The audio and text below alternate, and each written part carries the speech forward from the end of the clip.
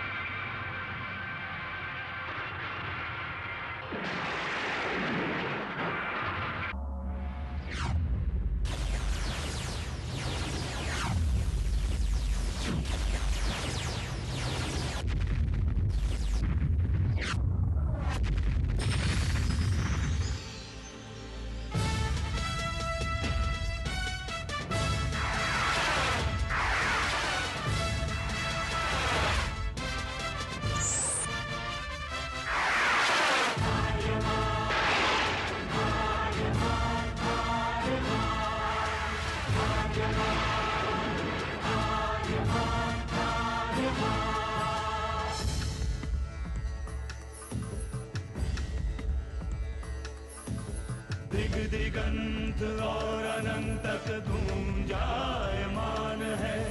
ब्रह्मनाद है विधि का वो अटल विधान है।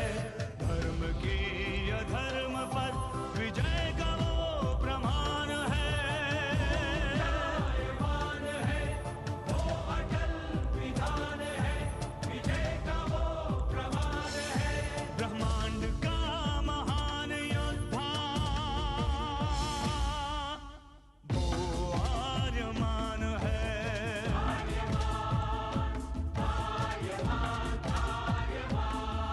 ब्रह्मांड का महान योद्धा वो आर्यमान है।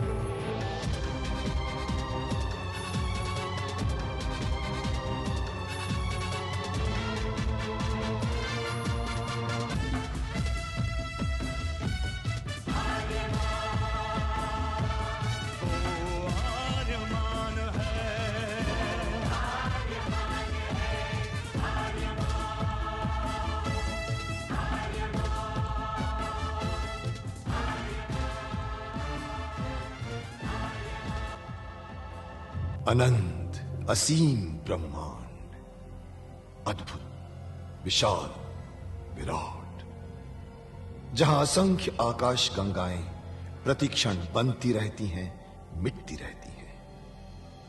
हर आकाश गंगा में होते हैं अनगिनत तारे, अनेकों सूरज, और सूरज के साथ होता है अपना सौर मंडल, जिसमें रहते हैं अनेकों ग्रह। न जाने कितने सूरज चमके और बुझ गए, न जाने कितने तारे चमके और खो गए, न जाने कितने ग्रह, कितनी पृथ्वियां, कितनी सभ्यताएं बनी, बढ़ी और खो गई समय की इस अनंत धारा में। इन्हीं अनजानी परंतु अमर गाथाओं में से एक है महागाथा ब्रह्मांड के योद्धा आर्यमान की। बहुत समय पहले पृथ्वी से लाखों प्रकाश वर्ष दूर आर्याना आकाश गंगा में एक ग्रह था, थार।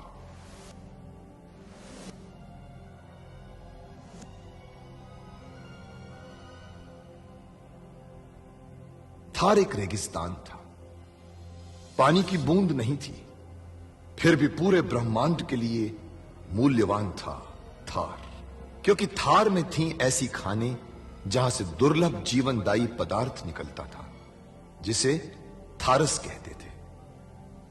यह किसी भी ग्रह की जहरीली से जहरीली हवा को भी रासायनिक प्रक्रिया से प्राणवायु बना देता था, जीने के लायक बना देता था। कहावत थी, थारस जिसके वश में, पूरी आकाश गंगा उसके वश में।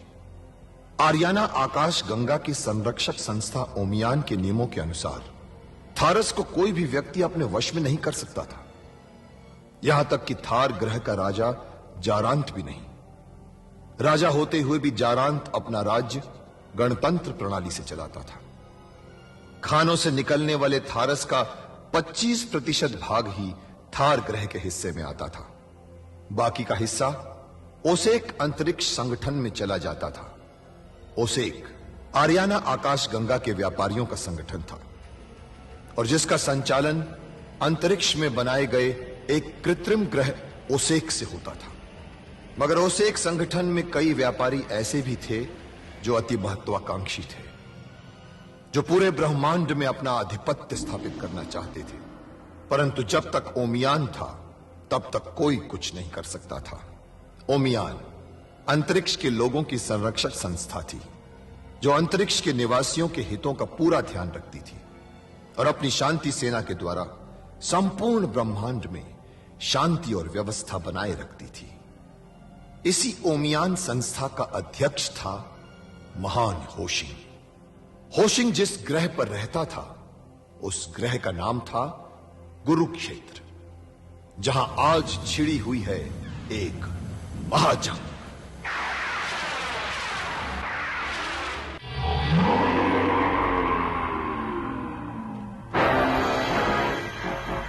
कुरुबक, इसे बंदी बनाकर तहखाने में बंद कर दो और दिन रात इसकी निगरानी करो। क्या कह रहे हैं महाराज? मैं आपकी पत्नी हूँ। रासा, तू मेरे हत्यारे की मां है। यदि मुझे मालूम होता कि जाबो की राजकुमारी मेरे हत्यारे को जन्म देने वाली है तो मैंने तुझे वही समाप्त कर दिया होता। आप रुक क्यों रहे हैं? आप मुझे अभी समाप्त कर दीजिए। आपकी मृत्यु का कारण तो मेरी मृत्यु के साथ ही समाप्त हो जाएगा। धोखा, विश्वासघात। मेरा रूप बदल गया। अब तो मैं जाबू, शून और रासा इन तीनों का सबसे पहले सर्वनाश करूंगा और तुझसे तो मैं बाद में निपटूंगा। डाल दो इसे तहखाने में।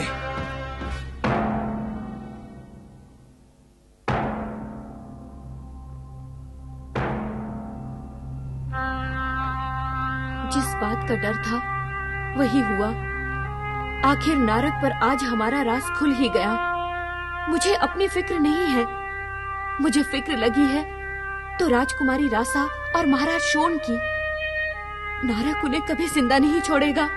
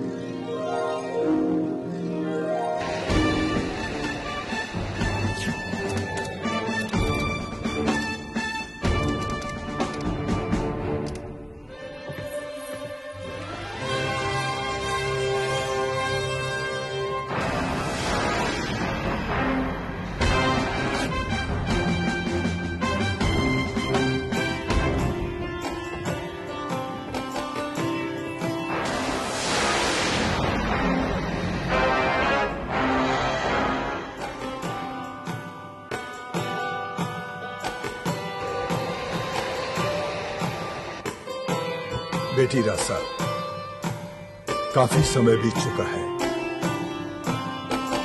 अभी तक महाराज जारांत नहीं आए। हाँ पिताजी, संदेश तो उन्होंने ऐसा ही भेजा था।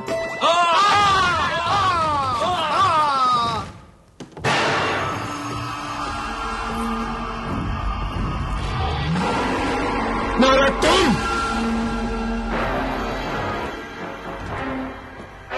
आश्चर्य है शोन, तुमने तो मेरे स्वागत की इतनी सुंदर व्यवस्था कर रखी है। ये बताओ, ये उन 7 रासाओं में से किस रासा के विवाह का आयोजन हो रहा है? वही जो वास्तविक रासा है, और ये आयोजन तुम्हारे लिए नहीं, ये तो थार के महाराज जारांत के लिए किया गया है। जारांत! मुझसे विश्वासघात करके तू जारांत के साथ जाना चाहती है? रासा, जारांत तो क्या, मैं तुझे किसी के स्वागत के योग्य नहीं छोड़ूंगा।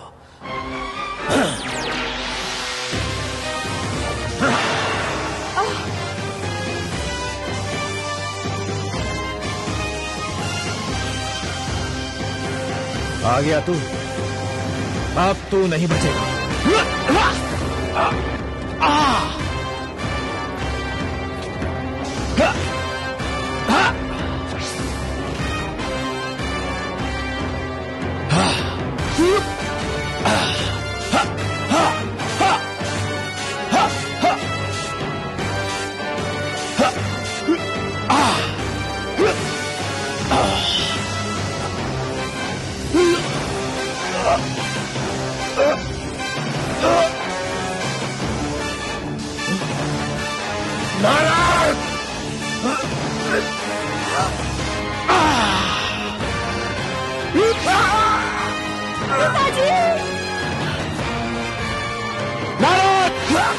महासामंत नारद, इस वक्त भय इसी में है कि मृत्यु को गले लगाने के बजाय यहाँ से सुरक्षित निकल चले।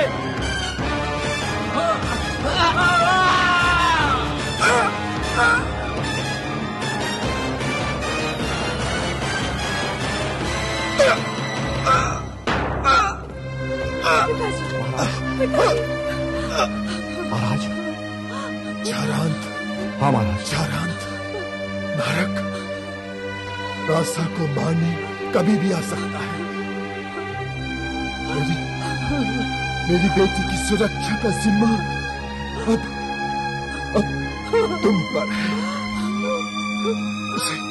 उसे पिताजी, अपनी पत्नी के रूप में स्वीकार कर लो जारांत।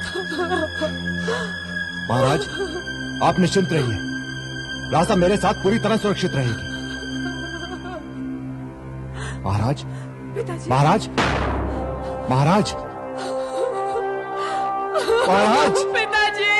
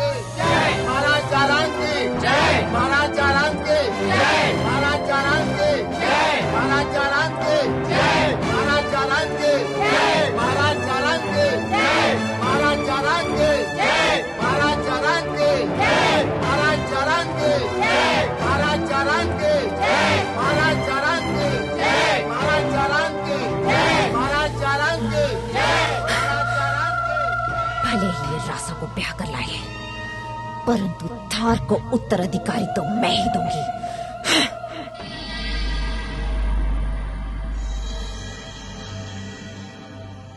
समय बीतता गया। राजपुरोहित शुक्रांत महारानी नासा का बांझपन दूर करने के लिए अद्भुत औषधि तैयार करने के प्रयास में लग गया, क्योंकि नासा अपने मन में सोच रही थी कि मैं कब गर्भवती हूं और रासा को नीचा दिखाऊं।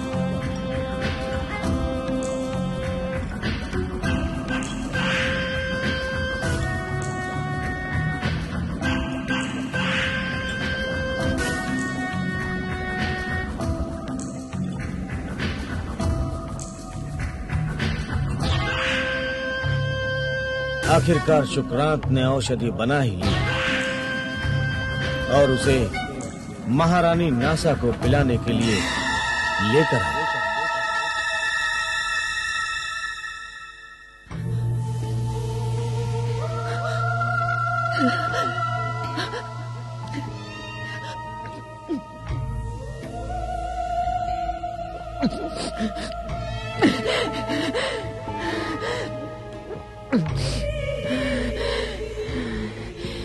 शुक्रांत,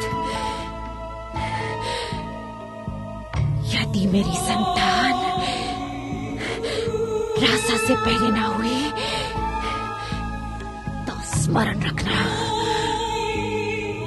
मेरा और तुम्हारा दोनों का अंत होगा। चिंता नहीं महारानी, जब तक यह शुक्रांत आपके साथ है आपको चिंता करने की कतई आवश्यकता नहीं। शुक्रांत, क्या ऐसा कोई मार्ग नहीं कि रासा कोई हटाया जा सके? महारानी रासा युवा है, सुंदर है और महाराज अपना अधिकांश समय उसी के साथ बिताते हैं। ऐसे में उसे रास्ते से हटाना कठिन है। उसे हटाना ही होगा।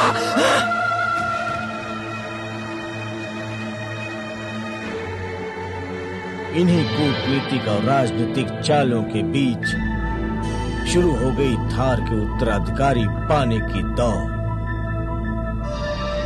कौन देगा उत्तराधिकारी पहले, नासा या रासा? और इन सब से दूर मैं बैठा ब्रह्मांड के मुक्तिदाता के आने की प्रतीक्षा कर रहा था। और फिर एक दिन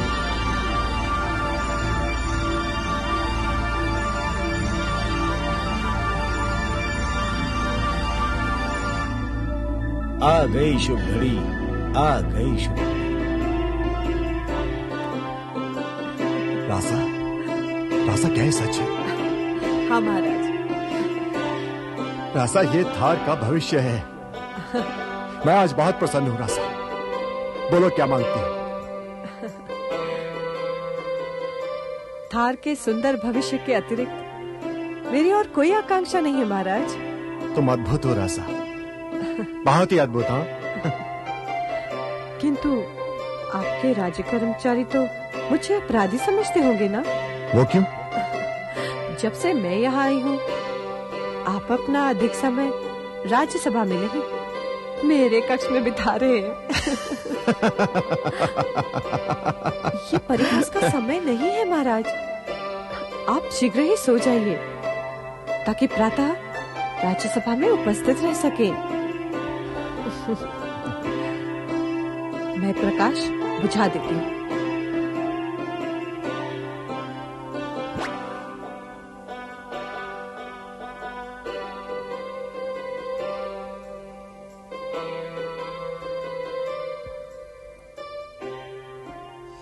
और उस रात रासा ने एक सपना देखा।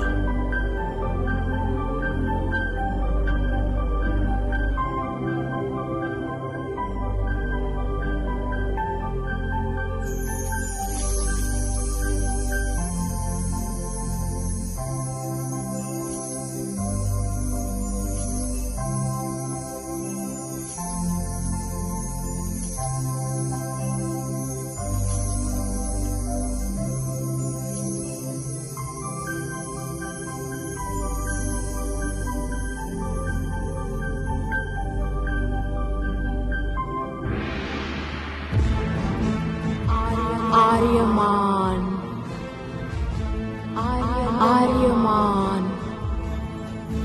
आर्यमान, आर्यमान, आर्यमान, आर्यमान,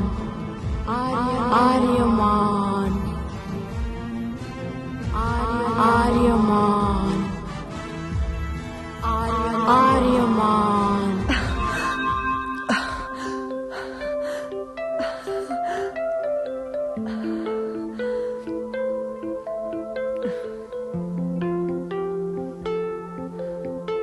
तुम्हारा स्वागत है आर्यमान। तो मैं थार नरेश चारांत और रासा का पुत्र हूं। ये भी था विधान नियति का, राजनीतिक चालों का। ग्रह नक्षत्र सूर्य चंद्र जिसके नेत्र कान है, ब्रह्मांड का